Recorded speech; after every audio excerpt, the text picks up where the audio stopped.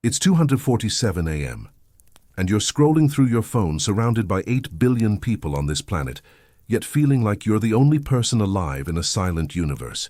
Your notifications are full, your calendar is packed, but your soul feels like it's shouting into an empty cathedral.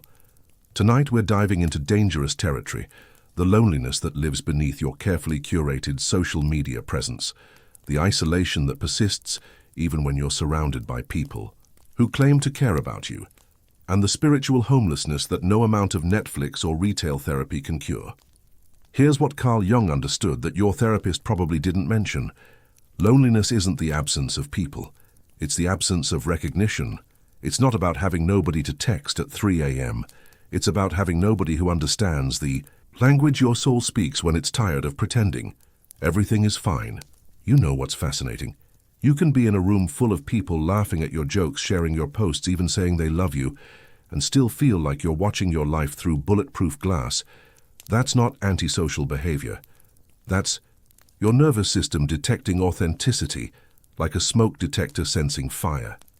It knows the difference between connection and performance, even when your conscious mind is desperate to believe the act. So before you get comfortable, take a moment to like the video and subscribe, but only if you genuinely enjoy what I do here. And let me know in the comments where you're tuning in from and what time it is for you. It's always fascinating to see who's joining us from around the world. Dim the lights, adjust your headphones, and prepare to have your emotional defense mechanisms gently dismantled by a man who died in 1961, but somehow understood your Thursday night anxiety better than you do. You're no longer in your bedroom scrolling through existential dread. You're in the consulting room of someone who spent his life mapping the geography of human suffering and found that loneliness, real loneliness, is just the soul's way of saying, I'm tired of being misunderstood even by myself. The good news, Jung had 11 insights about why you feel this way.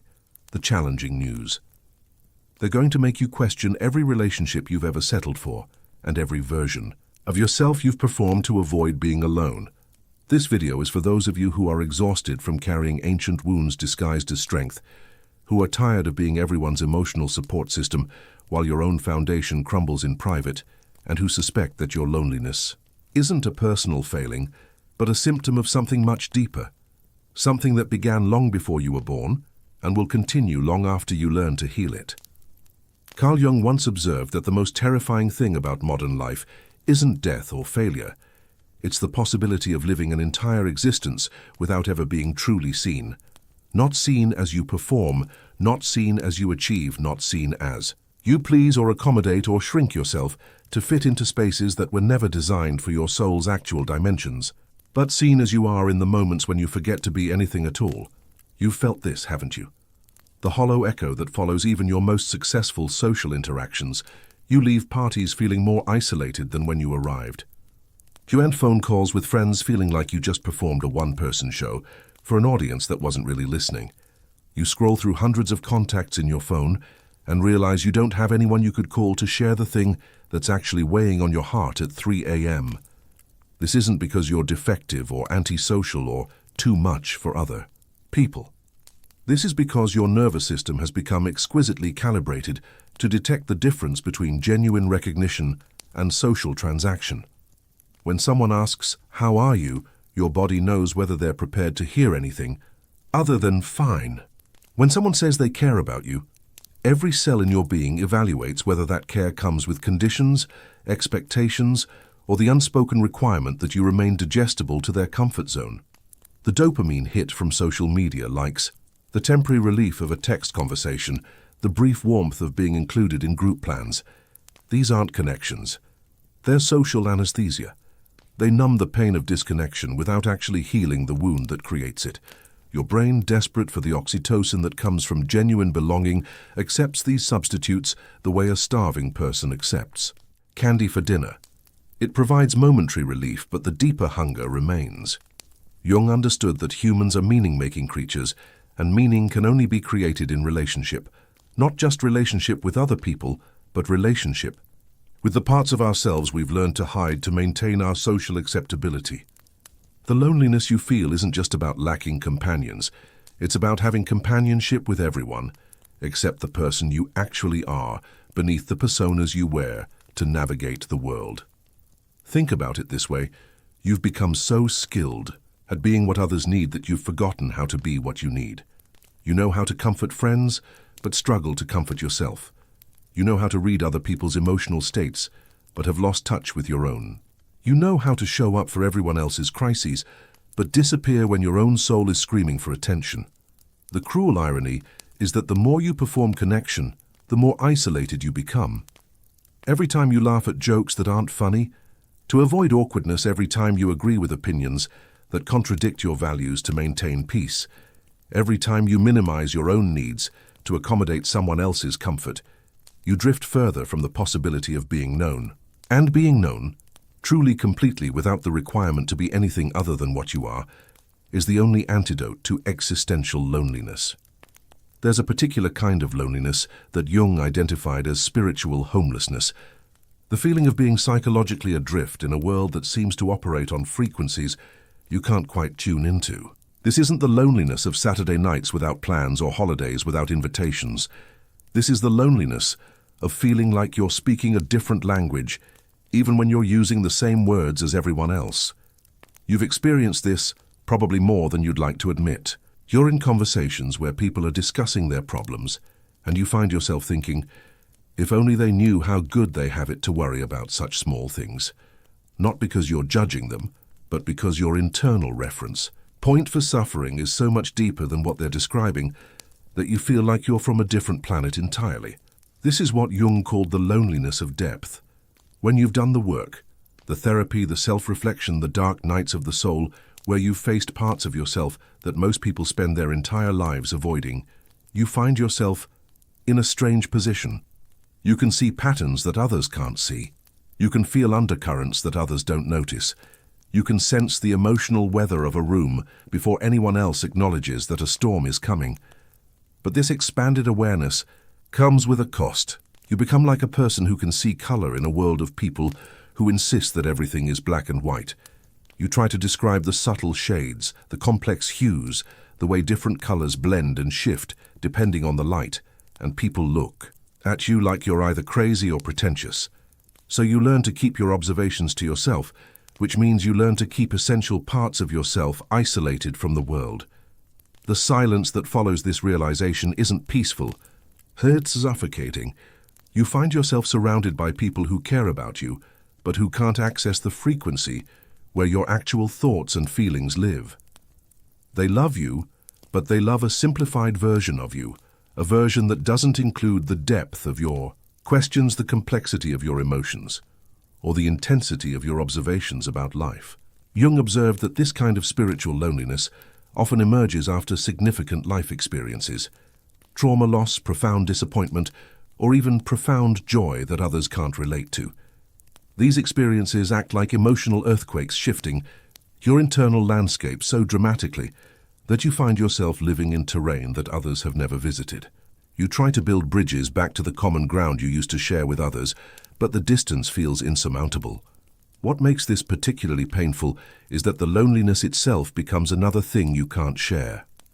When you try to explain to someone that you feel alone even when you're with them, they often interpret this as criticism or rejection. They don't understand that you're not rejecting their company. You're mourning the impossibility of sharing your complete self within the relationship as it currently exists. This is where many people make a crucial mistake. They assume that because they feel different, because they operate on different frequencies, because they see things others can't see, they must be fundamentally flawed or broken. They interpret their depth as a defect, rather than recognizing it for what it actually is, a sign that they've grown beyond the containers that used to hold their identity. The silence that surrounds this realization isn't empty. It's pregnant with possibility. But first you have to stop interpreting your complexity as a problem to be solved and start recognizing it as a gift that requires the right recipients. Jung made a revolutionary observation that modern psychology is only beginning to understand emotional patterns passed through family lines like genetic traits. The loneliness you feel might not have originated with you. It might be an echo of your grandmother's unexpressed grief, your father's unacknowledged fear of intimacy, or your mother's secret conviction that she was too much for the world to handle. This concept, what Jung called the collective unconscious within family systems, explains why you can work on yourself for years, develop all the right coping strategies, practice all the healthy communication techniques, and still find yourself defaulting to patterns of isolation that feel both foreign and familiar. You're not just dealing with your own emotional history, you're carrying forward unresolved emotional business from generations of people who never had the vocabulary, the permission, or the cultural context to heal their own relational wounds. Think about your family of origin. Really think about it. What did love look like in your household? Was it conditional, earned through achievement or compliance? Was it chaotic, intense one moment and withdrawn the next? Was it absent, leaving you to conclude that you were inherently unlovable? Or was it suffocating, teaching you that love equals the complete loss of autonomy and individual identity? The patterns you witnessed and absorbed during your formative years didn't just shape your understanding of how relationships work, they programmed your nervous system to recognize certain emotional dynamics as home, even when those dynamics are precisely what create your sense of isolation. Your body learned to expect rejection, so it tenses up when someone gets too close. Your mind learned that vulnerability leads to abandonment, so it creates elaborate defense systems that keep potential connections at arm's length. Your heart learned that love hurts, so it armors itself against the very thing it most desperately wants. But here's what Jung understood, that most therapeutic approaches miss these patterns, aren't just personal, they're archetypal. They connect you to broader human themes of separation, reunion, belonging, and exile that have been playing out in families for thousands of years. Your particular flavor of loneliness is both uniquely yours and universally human, both devastatingly personal and impersonally inherited. This recognition can be initially overwhelming, the idea that you're not just healing your own wounds, but potentially breaking generational patterns that have been unconsciously passed down through your lineage. But it's also profoundly liberating. It means that your loneliness isn't evidence of your personal failure or inadequacy. It's evidence that you're the one in your family line who's finally conscious enough to notice the pattern and courageous enough to interrupt it. The work of healing inherited loneliness begins with developing what Jung called conscious relationship with the unconscious material you've been carrying. This means learning to distinguish between your authentic emotional responses and the, say, automatic reactions you've inherited from family members who never learned healthier ways of relating. It means recognizing that when you feel inexplicably rejected in situations that don't warrant that response, you might be feeling your mother's childhood abandonment. When you find yourself expecting disappointment, even in promising relationships, you might be anticipating your father's experience of betrayal. The goal isn't to blame your family or become a victim of generational trauma. The goal is to become conscious enough to choose which emotional inheritances you want to keep and which ones you're ready to transform. Some family patterns might actually serve you. Perhaps you inherited your grandmother's resilience, your great-grandfather's wisdom, or your aunt's capacity for deep empathy. The key is learning to inherit consciously rather than automatically. Jung believed that healing generational patterns is one of the most important forms of service we can provide, not just to ourselves, but to the family members who came before us and those who will come after. When you heal your inherited loneliness, you're not just improving your own life, you're completing emotional work that previous generations weren't able to finish, and you're ensuring that future generations won't have to carry forward the same unconscious burdens. There's a particularly cruel irony that Jung identified in the process of psychological and spiritual development. The more conscious you become, the more alone you may initially feel. This isn't a design flaw in the awakening process. It's an inevitable consequence of outgrowing the unconscious agreements that previously connected you to your social environment. When you begin to see through illusions that others still believe, when you stop participating in dysfunctional dynamics that everyone else treats as normal, when you develop the capacity to hold emotional complexity that others find overwhelming, you create a gap between yourself and the people who used to feel like your tribe. This gap isn't evidence that you're becoming antisocial or superior.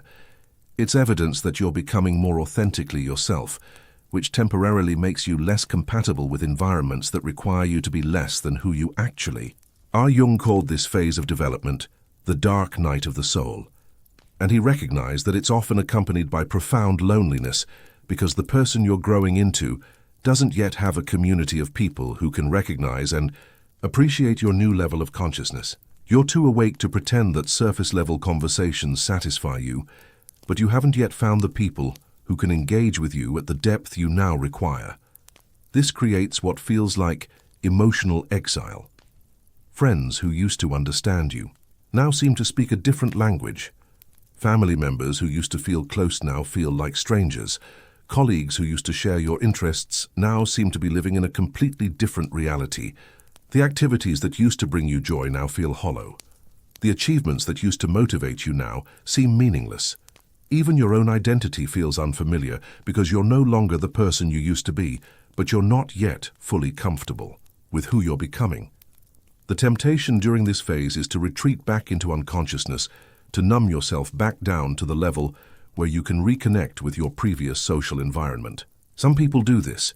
They decide that awareness is too expensive and consciousness is too lonely, so they choose familiar dysfunction over uncertain growth. But if you're listening to this, chances are that path isn't available to you anymore. Once you've seen through certain illusions, you can't unsee them.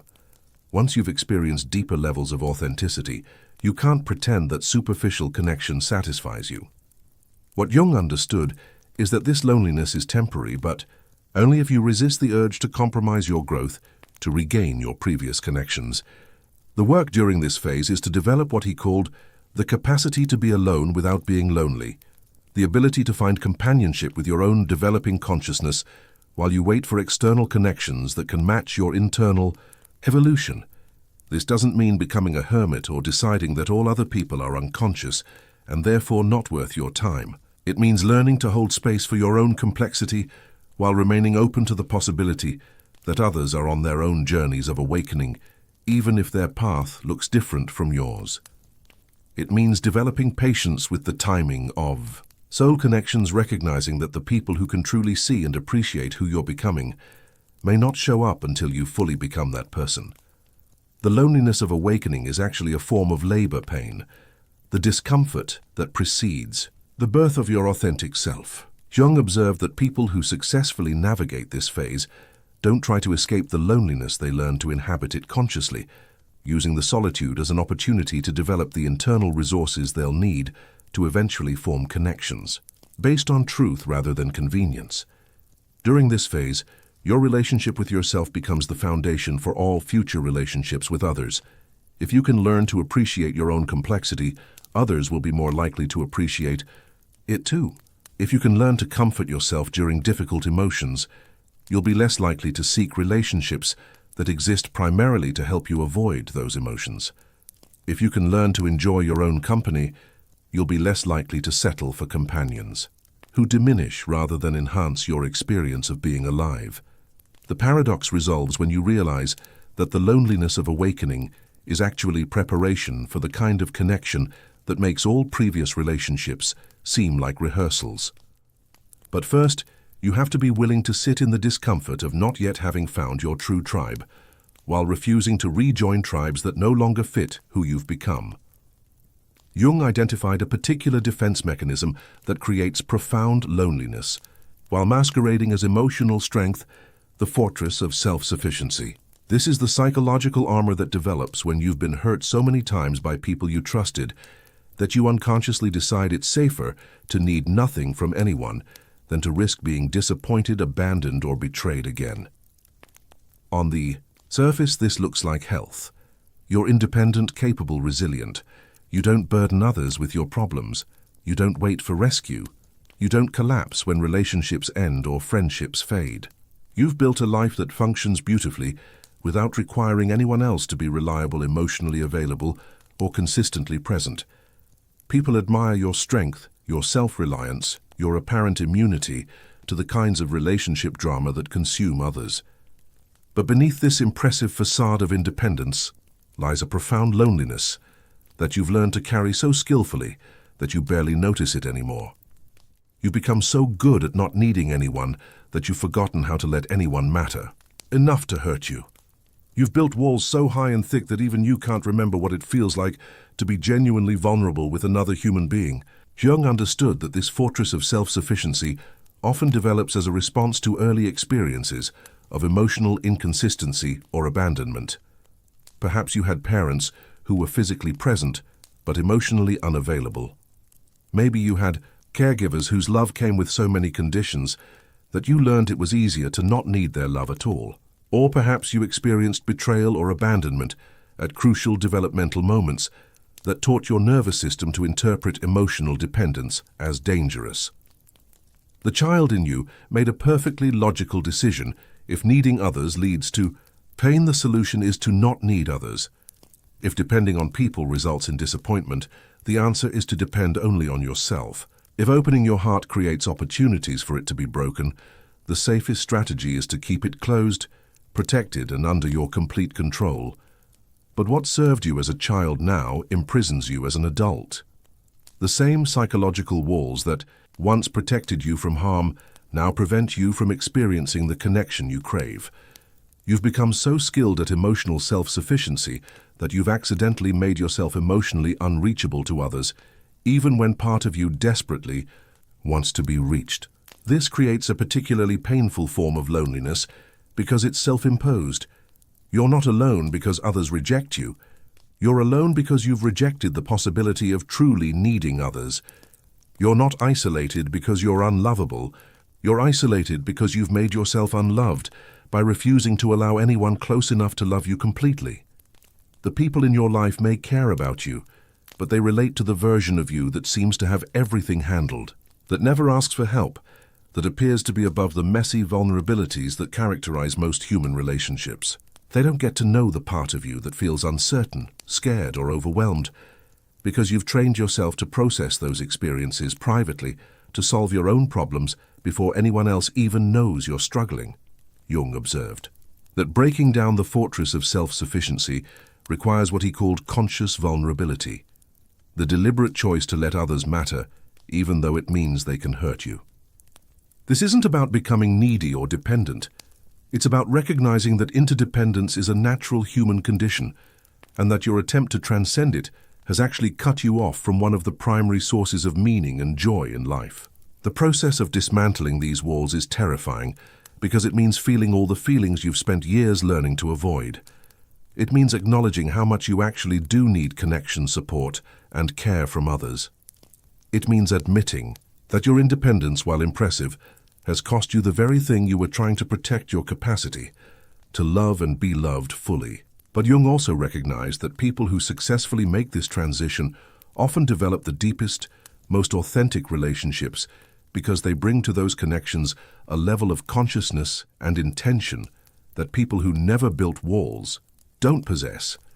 Having learned to survive without others, they can choose to share their lives with others from a place of genuine desire rather than desperate need. The fortress doesn't have to be completely destroyed. It just needs windows and doors. You can maintain your strength and self-reliance while also creating spaces for others to enter matter, and even occasionally disappoint you without the world ending. The goal isn't to become dependent, it's to become consciously interdependent, choosing to risk vulnerability because the alternative, permanent emotional safety, has proven to be its own form of suffering. Jung identified one of the most tragic patterns in human psychology: the way we unconsciously destroy the very connections we most desperately want to protect. This isn't malicious or intentional, it's the nervous system's misguided attempt to prevent future pain by creating the abandonment it fears before someone else can inflict it. You know this pattern intimately, even if you've never named it. Someone gets close enough to matter, and suddenly you find yourself picking fights about nothing. A relationship starts to feel secure, and you begin searching for evidence that it's actually unstable. Someone expresses genuine love for you, and you immediately start testing whether that love can survive your worst behaviors, your deepest fears, your most unattractive qualities. This isn't because you don't want love. It's because you want it so desperately that the possibility of losing it feels unbearable. Your mind reasons that if abandonment is inevitable, it's better to cause it yourself on your own terms than to wait helplessly for it to happen to you. At least if you push people away, you maintain some sense of control over the loss. Jung understood that this pattern develops when your early experiences with love were inconsistent, conditional, or traumatic. Maybe you had caregivers who loved you intensely, but unpredictably, creating an association between emotional intimacy and emotional volatility. Perhaps you experienced the loss of someone important during your formative years, teaching your system that attachment inevitably leads to abandonment. Or maybe you grew up in an environment where love was used as a weapon, withdrawn as punishment, offered as reward, or expressed through control rather than genuine care. The result is a nervous system that experiences increasing intimacy as increasing danger. The closer someone gets to your heart, the more convinced your survival mechanisms become that catastrophe is imminent. You start scanning for signs of rejection, withdrawal, or betrayal. You begin behaving in ways that test the relationship's stability, often unconsciously doing things that actually destabilize it. You create the very rejection you fear, which then confirms your original belief that people always leave. This creates what Jung called the repetition compulsion, the unconscious drive to recreate familiar patterns of relationship, even when those patterns cause suffering. Your mind knows how to handle abandonment. It's had practice. What it doesn't know how to handle is sustained love, consistent care, or reliable presence, because these were not part of your early emotional education. The cruel irony is that the behaviors designed to protect you from abandonment actually make abandonment more likely. When you push people away to test their commitment, some will fail the test not because they don't care, but because they don't understand what's happening, or don't have the emotional resources to navigate your defensive strategies. When you create conflict to avoid vulnerability, you make genuine intimacy impossible, which eventually leads partners to seek connection elsewhere. What makes this pattern particularly devastating is that it operates largely outside conscious awareness. You don't wake up and decide to sabotage your relationships. Instead, you find yourself feeling inexplicably anxious when things are going well, picking fights about issues that don't really matter to you, or withdrawing emotionally just when your partner is trying to get closer. The pattern feels like something that happens to you rather than something you're creating. Jung believed that healing this pattern requires developing what he called conscious relationship with your unconscious, learning to recognize the early warning signs that your defense mechanisms are activating, and choosing to respond differently, even when every instinct tells you to run, fight, or shut down.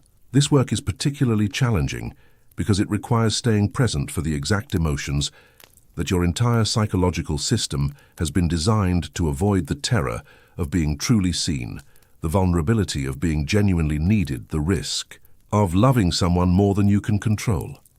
You have to learn to tolerate increasing levels of intimacy without automatically assuming that disaster is approaching. The process involves recognizing that your fear-based behaviors are actually expressions of how much you care, not evidence that you don't care enough. The person who tests their partner's love is usually the same person who loves so deeply that the thought of losing that love feels like emotional death. The individual who withdraws when things get serious is often the one who takes relationships so seriously that they can't bear the possibility of failing at them. Jung observed that people who successfully break this pattern often go on to create the most secure, lasting relationships because they bring to those connections a level of awareness and intentionality that people who never struggled with intimacy don't develop. Having faced their own capacity for self-sabotage, they become vigilant guardians of the love they've worked so hard to create and maintain. Jung made a profound observation about human connection that modern psychology is only beginning to understand. We don't just communicate through words and actions, but through what he called psychological frequencies, the subtle, energetic signatures that broadcast our emotional states, beliefs, and intentions to others, often below the threshold of conscious awareness. This explains why you can meet someone and immediately feel either at ease or on edge, even before any significant conversation has taken place. It's why certain people feel like home, while others feel like foreign countries, regardless of their actual compatibility on paper. It's why you can be surrounded by people who share your interests, values, and lifestyle, but still feel fundamentally misunderstood, as if you're all speaking the same language, but meaning completely different things. Your emotional frequency is shaped by your entire life experience, your trauma, your healing, your dreams, your fears, your spiritual development, and your relationship with your own inner world. It's like a radio station that broadcasts the essence of who you are at the deepest level, and only people tuned to compatible frequencies can truly receive and appreciate your signal. The loneliness you feel often isn't about being physically alone. It's about broadcasting on a frequency that few people in your current environment can receive clearly. You might be surrounded by good people who care about you genuinely, but if they're tuned to different stations, they'll only catch fragments of your transmission. They might pick up the static around the edges of who you are, but they miss the music at your center. This creates a particularly frustrating form of isolation because the disconnection isn't anyone's fault. The people in your life aren't choosing to misunderstand you, and you're not choosing to be incompatible with them. You're simply operating on different wavelengths, trying to connect across frequencies that don't naturally align. Jung understood that this frequency mismatch often becomes more pronounced as people develop psychologically and spiritually. As you do the work of healing trauma, developing consciousness and connecting with your authentic self, your emotional frequency shifts. You might find that people who used to understand you perfectly no longer seem to receive your signal clearly. Relationships that once felt natural and easy now require tremendous effort to maintain, as if you're constantly translating between languages. This isn't a sign that you've grown better than other people, or that you should judge those operating on different frequencies. It's simply recognition that psychological development often requires a period of social recalibration as you learn to find your tribe among people who can naturally tune into your new frequency. The challenge is that this recalibration period can be profoundly lonely. You may feel like you're between worlds, no longer comfortable in your old social environment, but not yet established in a new one. You're like a radio station that has changed its programming, but hasn't yet found its new audience. You know you're broadcasting something authentic and valuable, but you're not sure anyone is listening. Jung believed that the solution isn't to change your frequency to match others. That would require betraying your authentic development, but to have patience with the process of finding people who can receive you as you actually are. This often means being willing to be alone for periods of time while you wait for authentic connections to emerge, rather than settling for relationships that require you to constantly translate or diminish yourself. The people who can naturally tune into your frequency will often appear once you've fully committed to broadcasting authentically, rather than trying to appeal to the widest possible audience. They're attracted to your genuine signal, not your attempts to make yourself more broadly acceptable. Sometimes this means outgrowing entire social circles. Sometimes it means discovering that certain family relationships can only function when you limit how much of yourself you share. Sometimes it means accepting that you'll have different types of relationships with different people. Some for sharing your intellectual interests, others for emotional support, still others for spiritual exploration. Because few people can connect with the full spectrum of who you are, the loneliness of frequency mismatch is real and sometimes heartbreaking, but Jung viewed it as a necessary part of psychological development. It's the temporary isolation that precedes authentic connection. It's the silence between songs that makes the music more meaningful when it finally begins. Jung identified a particularly insidious form of loneliness that affects people who seem to be the most connected, those who build their identity around caring for others. On the surface, these individuals appear to have rich relational lives. They're surrounded by people who need them, depend on them, and express gratitude for their support. Yet beneath this network of caregiving relationships lies a profound isolation that few people recognize or understand. This is the loneliness of the person who is always strong for others, but has nowhere to be weak themselves. The individual who listens to everyone's problems, but has learned not to burden others with their own.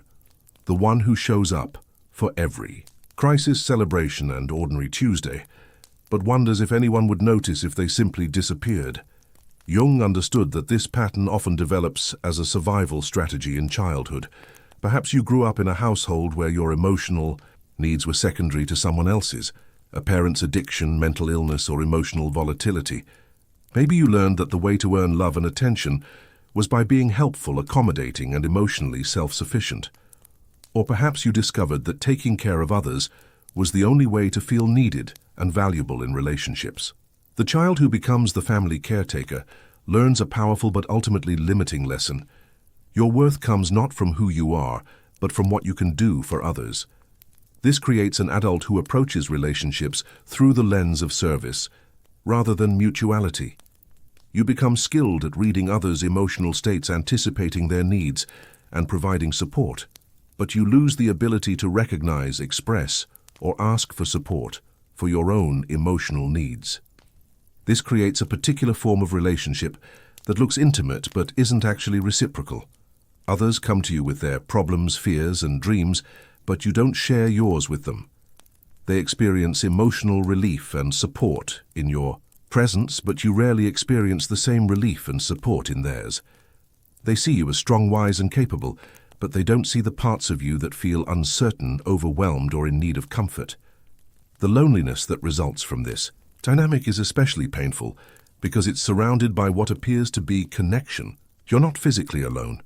Your phone rings regularly, people seek your advice, you're invited to gatherings and included in important conversations.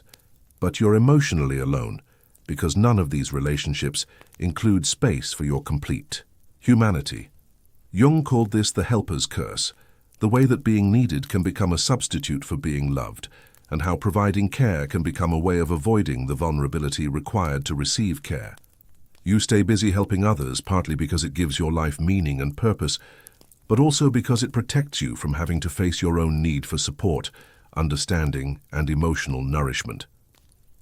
The people in your life may genuinely care about you, but they relate to you through the role you play, rather than the person you are beneath that role.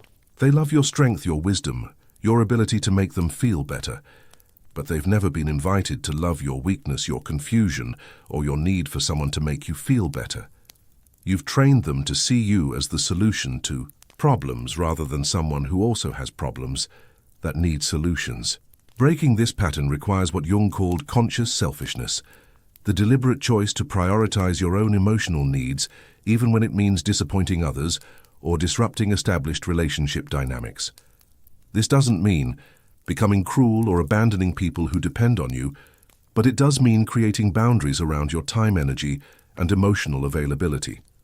It means learning to say things like, "I'm not available to talk right now because I need to take care of myself. I'm going through something difficult and need support," rather than being able to provide it. "I care about your situation, but I don't have the emotional bandwidth to help you process it today." These statements feel revolutionary when you've spent years being available to everyone else's needs while neglecting your own. They also often reveal which relationships were based on genuine care for you as a person versus appreciation for you as a resource. Some people will respect your boundaries and even be relieved to discover that you're human too. Others will react with anger, manipulation, or withdrawal, revealing that their connection to you was more about what you could provide than who you actually are. Jung observed that people who successfully transition from caretaker to mutually supportive relationships often experience a period of significant loneliness as they adjust to new relationship dynamics. The people who are accustomed to your constant availability may pull away when you're no longer endlessly accommodating. But this temporary isolation creates space for connections based on reciprocity rather than service, appreciation for your full humanity rather than just your helpful functions. The goal isn't to stop caring for others, but to learn to care for yourself with the same dedication you've always shown others. It's about recognizing that your needs matter as much as everyone else's, and that healthy relationships require both people to sometimes be the one who needs support and the one who provides it. Jung identified a profound challenge faced by individuals who have developed what he called psychological consciousness, the ability to see beneath surface appearances to the deeper patterns, motivations, and dynamics that drive human behavior. While this awareness can be incredibly valuable, it can also create a form of existential loneliness that's difficult for others to understand or relate to. When you've spent years developing insight into your own psychological patterns and those of others, when you've learned to recognize the unconscious dynamics that play out in families, relationships, and social groups, when you can see the wounds beneath people's defensive behaviors and the fears beneath their aggressive actions, you find yourself living in a different reality than most of the people around you. This deeper perception creates what Jung called the burden of sight, the responsibility that comes with seeing what others cannot or will not see.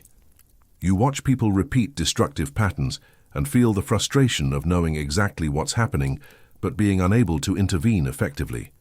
You witness relationships deteriorating in predictable ways and feel helpless to prevent the damage because the people involved aren't ready to hear what you see. You observe social dynamics that cause unnecessary suffering and feel isolated. By your awareness of alternatives that others can't envision, the loneliness of depth manifests in conversations that feel simultaneously meaningful and hollow. People share their problems with you, and while part of you genuinely wants to help, another part of you sees layers of complexity that they're not ready to acknowledge. You find yourself offering surface-level advice that you know will be temporarily helpful, while holding back the deeper insights that might actually create lasting change, but would also be overwhelming or threatening to their current level of consciousness. This creates an internal split between the person you are in public, helpful, supportive, appropriately responsive, and the person you are in private, who carries a much more complex understanding of what's actually happening in the situations people bring to you. You become skilled at meeting people where they are, while simultaneously feeling like you're living in a different universe than the one they inhabit. Jung understood that this form of loneliness is particularly challenging because it's accompanied by a sense of responsibility. When you can see the patterns that create suffering, you feel obligated to help, but you also learn that people can only receive insight that matches their current capacity for awareness. Offering deeper truth before someone is ready often results in rejection, defensiveness, or the projection that you're being judgmental or superior. The temptation is to either shut down your perception to fit in better with others, or to withdraw completely from relationships that require you to consistently operate below your natural level of awareness. Some people choose the first option, numbing themselves back down to a more socially acceptable level of consciousness. Others choose isolation, deciding that authentic connection is impossible and that solitude is preferable to the constant compromise required to maintain relationships.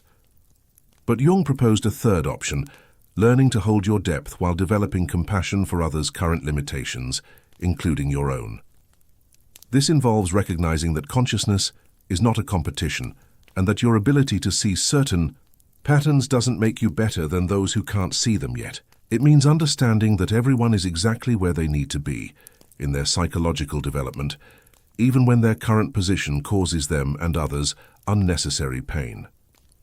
This perspective allows you to offer what you can offer without attachment to whether people accept it, and to receive what others can give without disappointment that it's not more. It means developing the capacity to be fully yourself in relationships, while also accepting that others may not be able to match your level of depth, and that this limitation is temporary rather than permanent.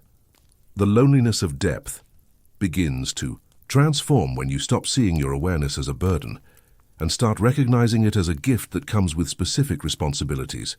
Your role is not to fix everyone or to make them see what you see, but to model a different way of being in the world. One that's more conscious, more compassionate, and more aligned with psychological truth. Sometimes this means being the person in your family who breaks generational patterns without requiring anyone else to acknowledge what you're doing. Sometimes it means being the friend who holds space for others' growth without needing them to grow at your pace. Sometimes it means being the colleague who responds to conflict from a place of understanding rather than reactivity, even when others can't appreciate the wisdom in your approach. The people who can truly appreciate your depth will find you when you stop hiding it, to accommodate others' discomfort with complexity. They're drawn to authenticity, even when that authenticity challenges their own defenses or assumptions. These connections are often fewer in number, but infinitely greater in quality than relationships based on mutual limitation rather than mutual growth. The mirror principle. How your inner relationship creates your outer reality. Jung made one of his most important discoveries about loneliness when he realized that our external relationships are mirrors of our internal relationship with ourselves. The way you treat yourself, with compassion or criticism, acceptance or rejection, patience or impatience, creates the energetic template for how others relate to you, often in ways that are so subtle they operate below conscious awareness. If you're constantly criticizing yourself internally, you'll unconsciously attract people who criticize you externally, or you'll interpret neutral interactions as criticism even when none was intended. If you've learned to abandon yourself during difficult emotions, you'll find that others abandon you during your difficult moments, or you'll push them away before they get the chance. If you don't believe you deserve consistent love and care, you'll either settle for relationships that confirm this belief or sabotage relationships that challenge it. This isn't mystical thinking, it's psychological mechanics. Your nervous system broadcasts your internal relationship with yourself through countless micro-signals: your posture, your tone of voice, your eye contact patterns, your boundaries, your expectations, and your responses to both kindness and conflict. People unconsciously attune to these signals and respond accordingly, often without realizing they're doing so. The loneliness you experience often reflects a deeper loneliness within yourself. The disconnect between who you actually are and who you think you need to be acceptable. When you're at war with parts of yourself, when you're trying to hide or eliminate aspects of your personality that you've deemed unworthy, when you're constantly performing a version of yourself that you hope will be more lovable than your authentic self, you create internal fragmentation that makes genuine external connection nearly impossible. Think about the parts of yourself you've learned to disown or suppress. Maybe it's your sensitivity, which you've been told is too much for others to handle. Perhaps it's your intensity, your need for depth, your tendency toward melancholy, or your capacity for profound joy. Maybe it's your creativity, your spiritual interests, your political views, or your unconventional perspectives on life. Whatever aspects of yourself you've pushed into shadow to maintain social acceptability become sources of internal loneliness that no external relationship can heal. Jung called this process shadow integration, the work of reclaiming and embracing the parts of yourself you've learned to reject. This isn't about expressing every impulse or thought without filter, but about developing an accepting, compassionate relationship with your complete humanity, including the parts that aren't always pretty or convenient. When you make peace with your own complexity, others become more comfortable with it too.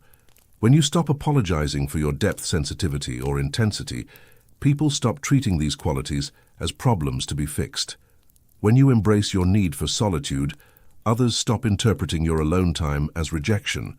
When you accept your own healing journey, including its ups and downs, others become more patient with your process, rather than expecting you to be consistently healed for their comfort. The internal work of loneliness often involves developing what Jung called conscious relationship with your inner critic, learning to recognize when you're being cruel to yourself and choosing a more compassionate internal dialogue.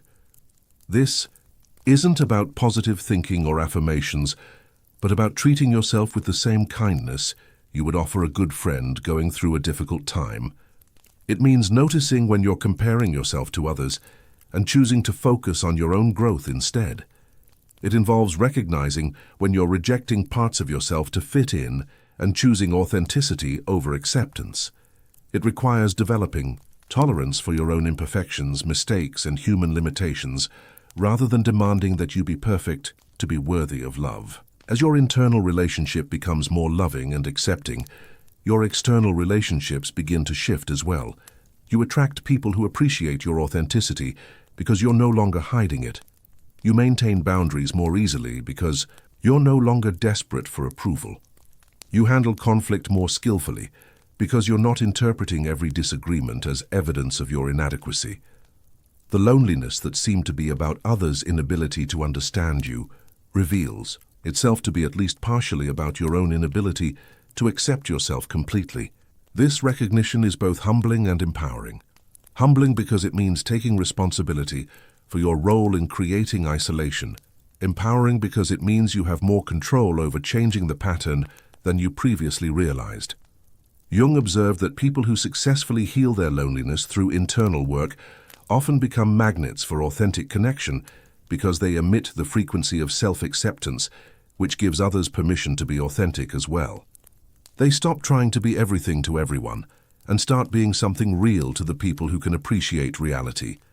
They trade breadth of connection for depth of relationship and discover that a few people who truly see and accept them feel infinitely more satisfying than many people who only relate to their persona.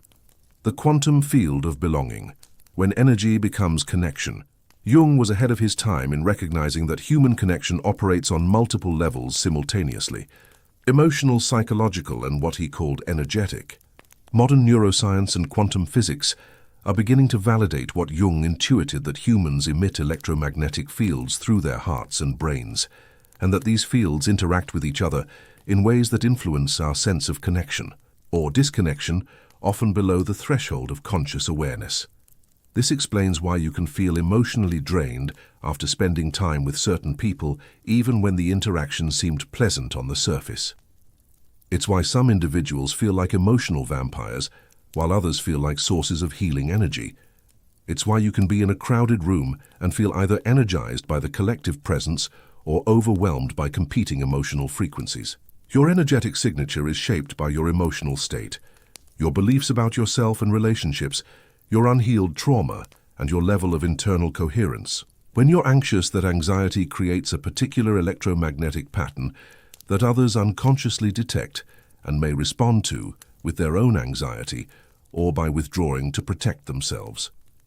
When you're operating from a place of inner peace and self-acceptance, that coherence creates a field that others find calming and attractive.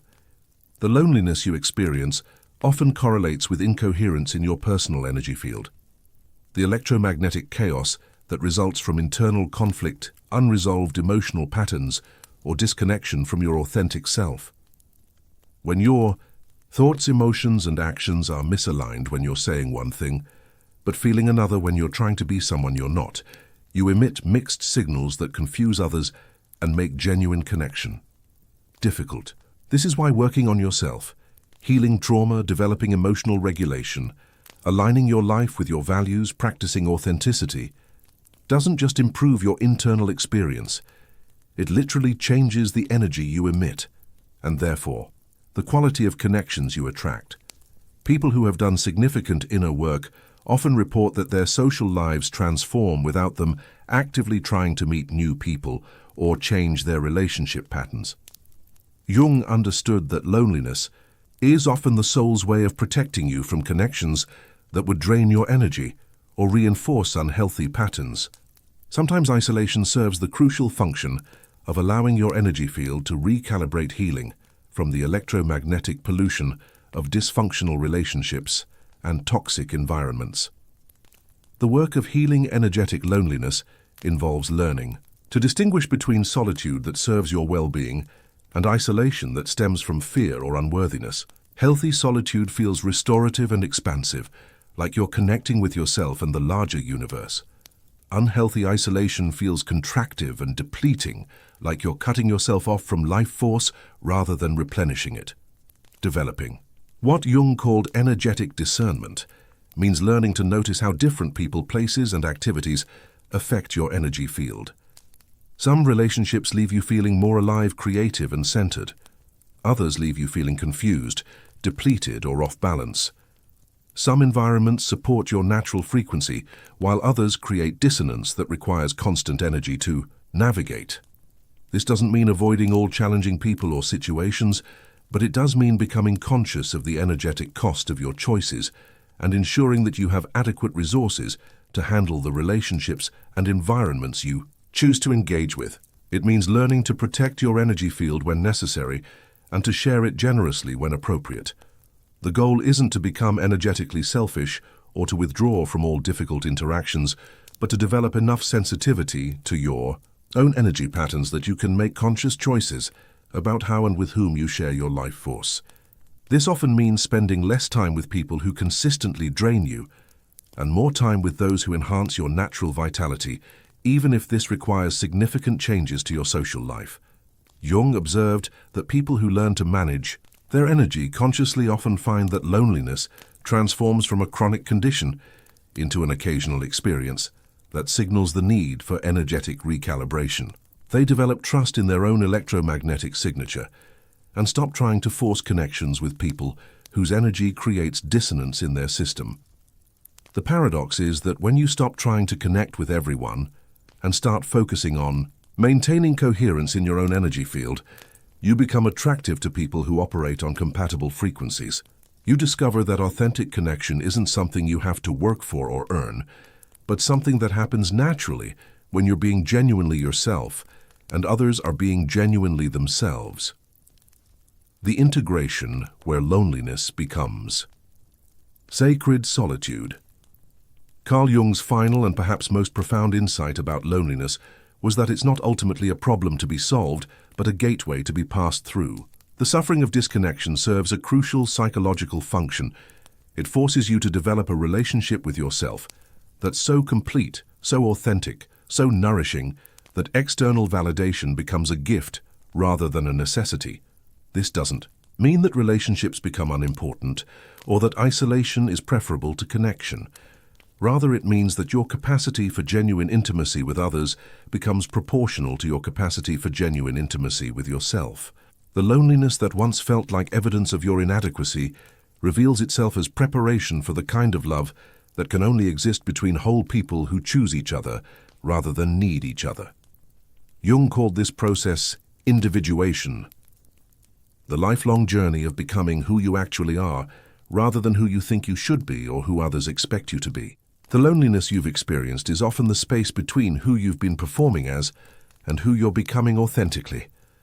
It's the silence that precedes your true voice, the emptiness that precedes genuine fullness, the isolation that precedes conscious connection. The people who complete this journey, or at least make significant progress on it, often report that their experience of loneliness fundamentally changes. Instead of feeling like punishment or evidence of personal failure, periods of solitude begin to feel like opportunities for deeper self-discovery, creative expression, and spiritual connection. They develop what Jung called the capacity for sacred aloneness, the ability to be completely present with themselves without needing distraction, entertainment, or external validation. This transformation doesn't happen overnight, and it doesn't mean that you never feel lonely again. But it does mean that when loneliness arises, you're able to meet it with curiosity rather than panic, with presence rather than avoidance. You begin to understand that the feeling is temporary and often carries important information about what you need to pay attention to in your inner world. The work of transforming loneliness into sacred solitude involves several key practices that Jung identified through his own experience and his work with patients. First is learning to differentiate between the voice of your authentic self and the voices of internalized criticism, shame, and unworthiness. This requires developing what he called conscious relationship with your inner dialogue, the ability to recognize when you're being cruel to yourself and to choose more compassionate internal communication. Second is developing comfort with emotional intensity and complexity. Much of loneliness stems from the fear of your own depths, the worry that if you really feel your sadness, anger, fear, or even joy fully, you'll be overwhelmed, or that others will be unable to handle your intensity. Learning to be present with your complete emotional range without judgment, or the need to fix or change what you're feeling, creates internal spaciousness that makes external connection more possible.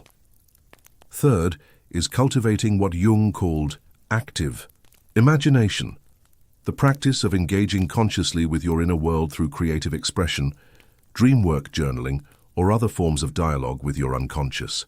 This creates an internal relationship rich enough to sustain you during periods when external relationships are unavailable or unsatisfying. Fourth is developing genuine self-compassion, not the superficial positive thinking that tries to talk you out of difficult feelings, but the deep kindness that can hold space for your pain without trying to eliminate it immediately. This involves treating yourself with the same patience and understanding you would offer someone you love who was going through a difficult time. Finally, there's the practice of finding meaning in your experience of loneliness, rather than just trying to escape from it. Jung believed that all psychological suffering contains the seeds of wisdom and growth, but only if we're willing to stay present with the experience long enough to receive its teaching. Your loneliness may be showing you where you've abandoned yourself, where you've compromised your authenticity for acceptance, where you've given your power away to avoid conflict, or where you've settled for connections that don't actually nourish your soul. The ultimate goal isn't to never feel lonely again, but to transform your relationship with loneliness so that it becomes a teacher rather than a tormentor, a gateway rather than a prison, a temporary experience rather than a permanent identity. When you reach this point, you often discover that the very sensitivity and depth that made you feel isolated from others becomes the foundation for connections more authentic and satisfying than anything you previously imagined possible. The people who can appreciate your complexity, match your emotional range, and celebrate your authenticity are drawn to the frequency you emit when you're no longer trying to be acceptable to everyone. They recognize in you something they've been seeking in themselves: the courage to be real, the willingness to feel deeply, and the commitment to growth over comfort. Jung's work suggests that the loneliness epidemic in modern culture isn't ultimately about social media busy lifestyles or changing relationship patterns, though these factors certainly contribute. At its core, it's about a collective disconnection from authentic selfhood. Millions of people performing versions of themselves that they hope will be lovable while feeling increasingly isolated from their own truth and from others who are engaged in the same exhausting performance. The healing happens one person at a time as individuals find the courage to stop performing and start being, to stop hiding and start revealing, to stop avoiding their depth and start inhabiting it fully. Each person who makes this transition creates permission for others to do the same, gradually shifting the collective frequency from performance-based connection to authenticity-based relationship. Your loneliness, difficult as it has been, may actually be evidence of your soul's refusal to settle for anything less than genuine connection. It may be the uncomfortable but necessary space between the relationships you've outgrown and the ones you're growing into. It may be your psyche's way of protecting you from connections that would require you to betray your true self while preparing you for relationships that will celebrate who you actually are. In the end, Jung discovered that the people who transform their loneliness into sacred solitude often become beacons for others who are ready to make the same journey. They develop what he called the healer's presence, not because they try to fix others, but because their willingness to be authentic gives others permission to be authentic too. Their comfort with their own complexity makes space for others' complexity. Their integration of their shadow selves creates safety for others to acknowledge their shadows. This is perhaps the most profound antidote to loneliness that Jung identified. The recognition that your willingness to be completely yourself, including the parts that feel too much or think too deeply or need too intensely, creates the possibility for connections based on truth rather than mutual deception. The very qualities that have made you feel isolated may become the foundation for relationships that feel like coming home to yourself in the presence of another. The journey from loneliness to belonging isn't about finding the right people or changing your personality or developing better social skills. It's about developing such a complete and loving relationship with yourself that you naturally attract others who can appreciate what you have to offer and offer what you genuinely need in return. It's about becoming so comfortable with your own company that sharing your life with others becomes a choice made from fullness rather than a desperate attempt to fill an internal void. Tonight, as you prepare for sleep, perhaps you can begin to see your loneliness not as evidence of your inadequacy, but as evidence of your refusal to settle for superficial connection. Perhaps you can start to appreciate the depth that has made certain relationships feel insufficient, rather than judging yourself for being too much for those relationships to contain. Perhaps you can begin to trust that your sensitivity, your intensity, your need for authentic connection, and your capacity for psychological and spiritual depth are not burdens to be minimized, but gifts to be honored and shared with those who have the wisdom to appreciate them. The loneliness that has felt like a life sentence may actually be the labor pains of your authentic self being born. The isolation that has seemed like evidence of your unworthiness may be the temporary but necessary cocoon in which you're developing the wings you need to fly toward connections worthy of who you're becoming. Carl Jung spent his life studying the human psyche, and his final conclusion about loneliness was both simple and revolutionary. The cure for not being loved is not to become more lovable to others, but to become so genuinely, completely, unapologetically yourself that love becomes inevitable. Not from everyone, but from the people who matter. Not based on performance, but based on recognition. Not requiring you to be perfect, but celebrating you for being real. Your loneliness is not permanent. Your depth is not a flaw. Your need for authentic connection is not excessive. You are not too much for the right people, and the right people are not too little for you. Sometimes the universe keeps you alone, not as punishment, but as preparation for connections, so authentic and nourishing that they're worth every moment of solitude you've endured, while becoming someone worthy of them and capable of recognizing them when they appear. Write in the comments, "I choose my authenticity over my loneliness." Let's see how many of you are ready for this kind of awakening, this kind of freedom, this kind of love. And tell me what you'd like to explore in future videos. The topics that resonate most deeply with you will become the next dose of late-night wisdom for this community of beautiful, complex souls who refuse to settle for anything less than truth. Until next time, sleep well in the knowledge that your loneliness is not evidence of your inadequacy. It's evidence of your soul's refusal to accept anything less than the real thing. Sweet dreams, and remember, the people who can truly see you are worth waiting for, and you are worth being truly seen.